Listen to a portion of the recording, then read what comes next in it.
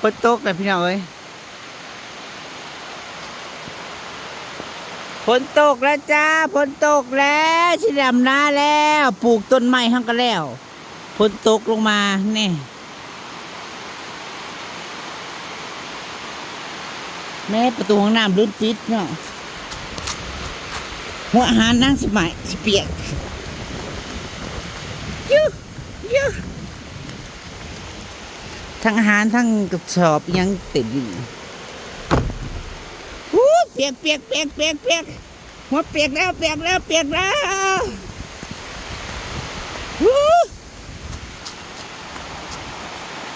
หนึ่งนังมาหนึ่งไงเนาะหนึ่งพักทอง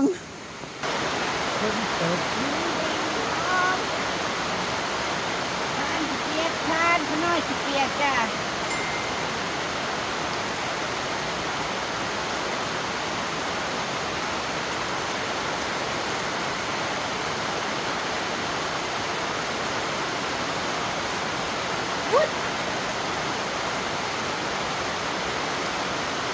ดาวก็สิเปียกกันบ้างนะขบยกเข้ามาไว้เพียง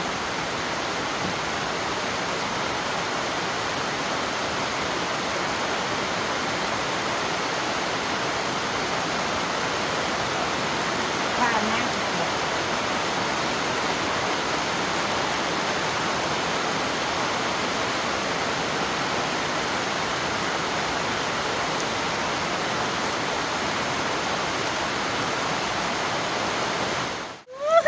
เปียก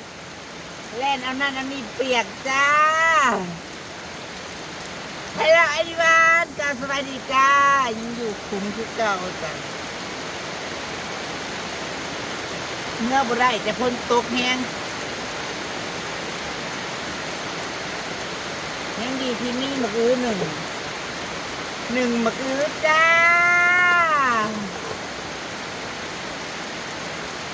หอมจังเลย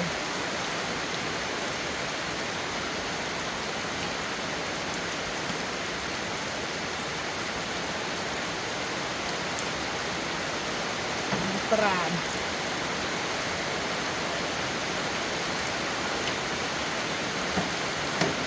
นี่แหละจ้าแนวกินนางจ้า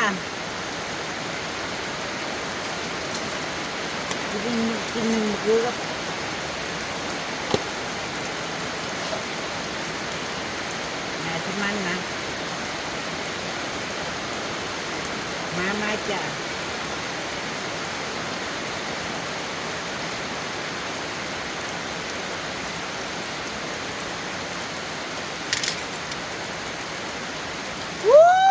ตกลงมาที่ดำนาดำนาปีนี้ก็จะไปจ้างคนชาวบ้านนี่แหละไปจ้างบ้านไก่หรอกทุกสาย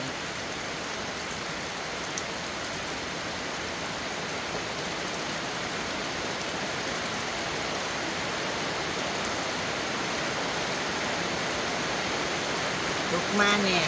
เฮ็ดถอนออกเนี่ย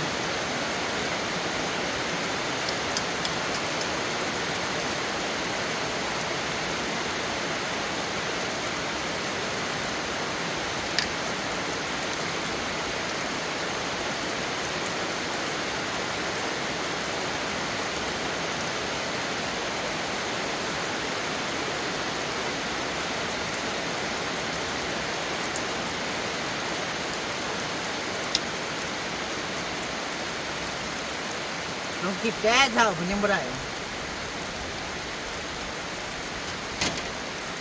งานฝนตกสักนิดจักหน่อยนี่ฝนไฟดับด้วยนี่นะ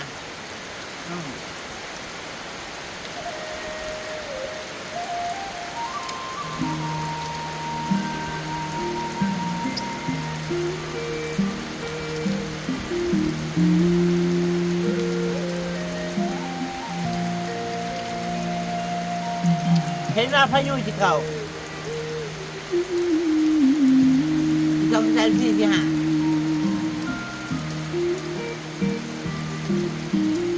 เรียนลูกกาไว้ก่อนจ้ะ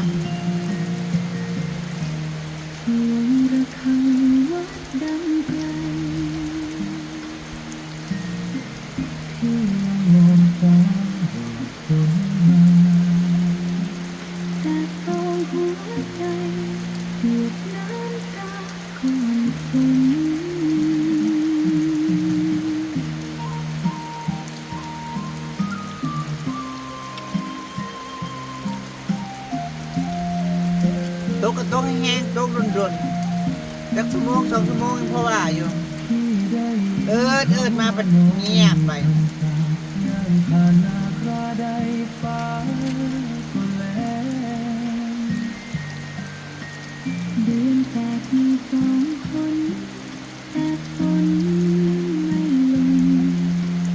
นั่งหนึ่งหมากผมใหญ่เลยค่ะ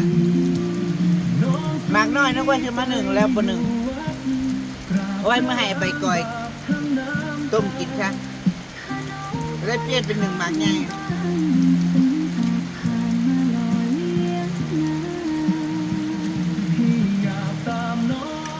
แล้วไว้ซื้อเลขกับโมพอเลขอันหลายว่ะก็ได้บอกว่าร้อยอันก็บอก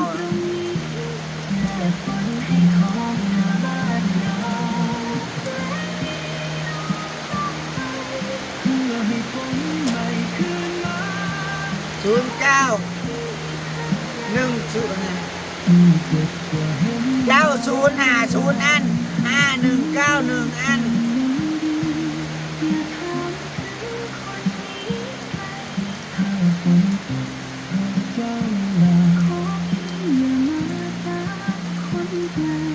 เด็กไทยอ่านหลายนะใจคุณค่ะ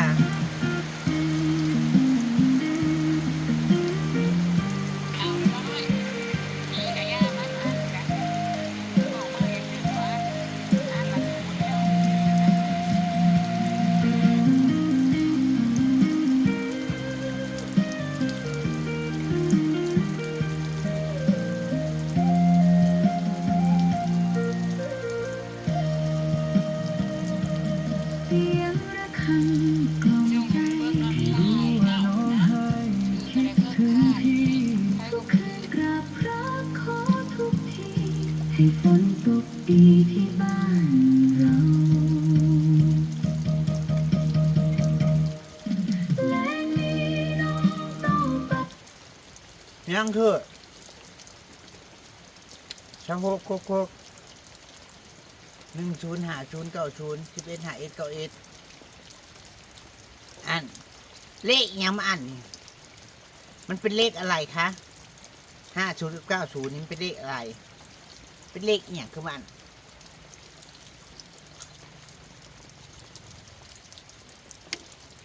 แสงก็หายไปเลย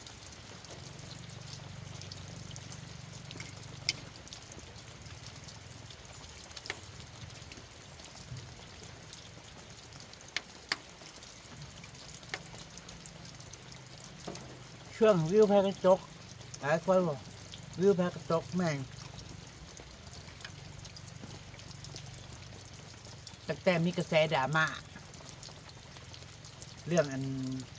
ข้าวเหนียวมะม่วงกับอันน้ำจิ้มเนี่ยพี่น้องจะเทียงกันให้จะแตกเนี่ยข้าวเหนียวมะม่วงอยู่แล้วมีบอกคะข้าวเหนียวมะม่วงมีแต่บางอันข้าวเหนียวหยัดโบมะม่วงอัน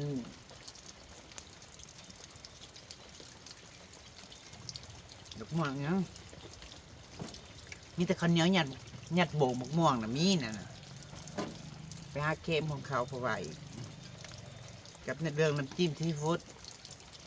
อยู่แล้วเนี่ยเขาว่าน้ำจิ้มซีฟู้ดนะพวกนั้นเนาะเขาบุกจักดอกแต่ชั่วโมงนี้มันโลกโซเชียลมันไลน์เขาหูซีฟู้ดกินกับอาหารทะเลนะเพราะบ้านตัวมันมีทะเลบ้านโคกรู้จักน้ำจิ้มส้ม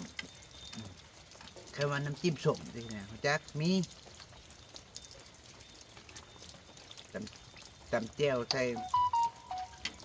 สุ่มผักนาวแค่นั้น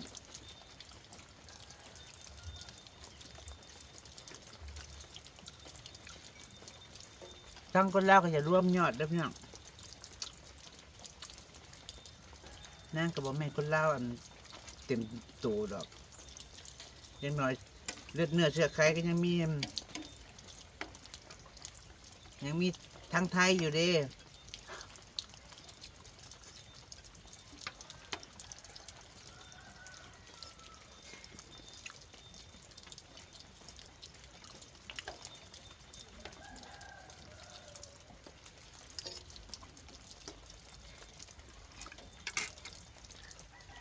เพิ่นเช้าเลยกินแทนข้าวเลย คันเมื่อเอาเขา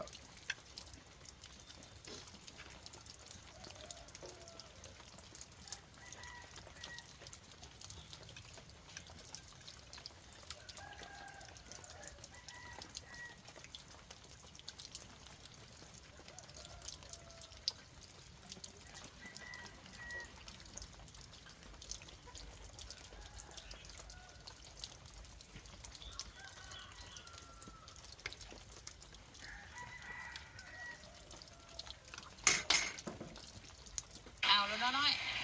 นี่กับย่ามันอ่านกันจะบอกว่าอย่าซื้อตัวอ่านละตัวนี่แล้วมันซื้อเลยกัน เด็กอันก็คล้ายหายนางหานี่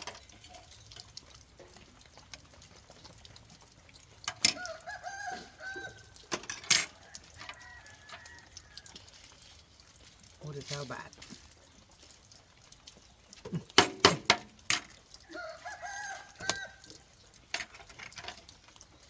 ซื้อบลายหมดนี่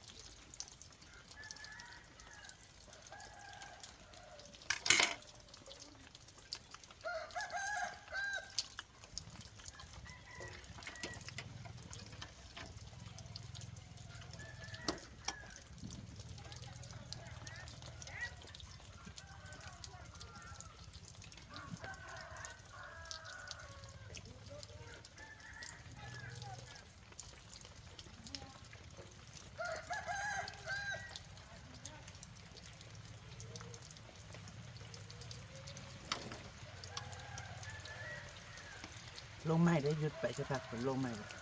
ฝน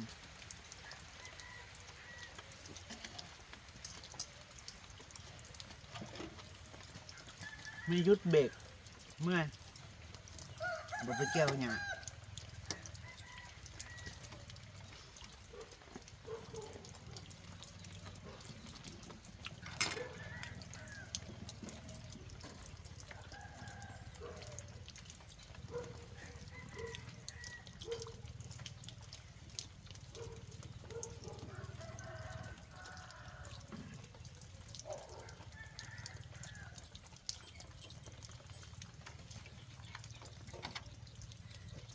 ผู้บ่าวทักมาถามว่าดำนาแล้วบ่เจ้าดำนาแล้วบ่ยัง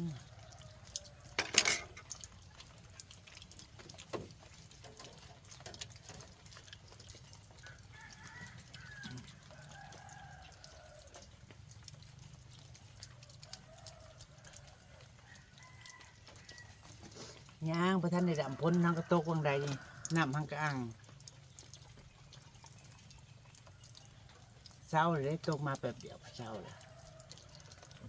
แดดมาแล้วดำแต่ของอ้ายของเตงนี่พระท่านในดำสิตกก็บ่ตกได้พ้นนี่เพราะสิได้โรคกะ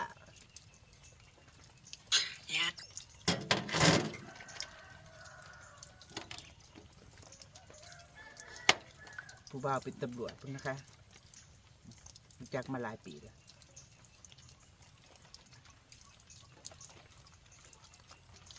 หลายปีหลายนิสัยดีคุณตำรวจอัน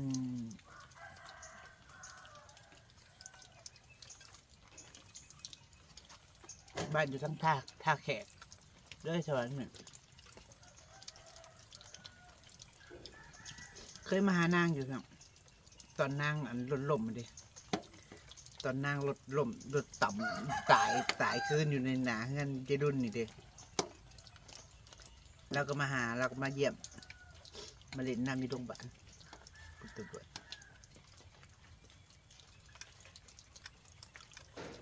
แล้วเหรอ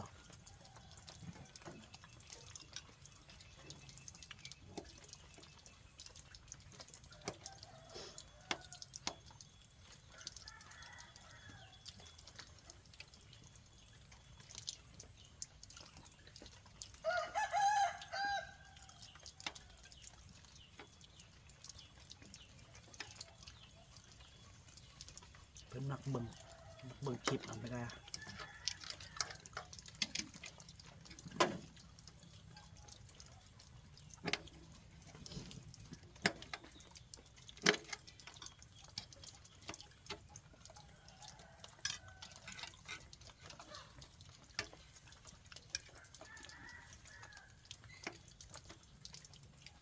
ตกกับบ่แห้งครับโอ้ยบ่พอจะได้โลกะครับ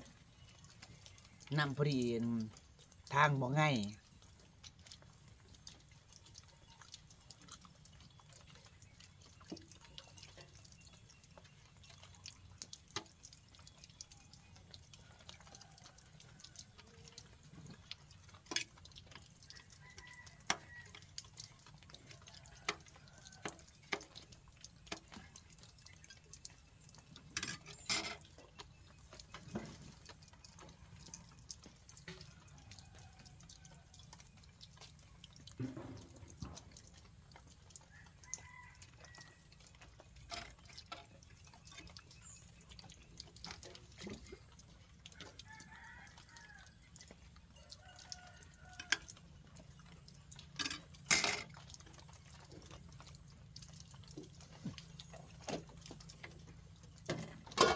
เดี๋ยวนอนเล่นอยู่นี่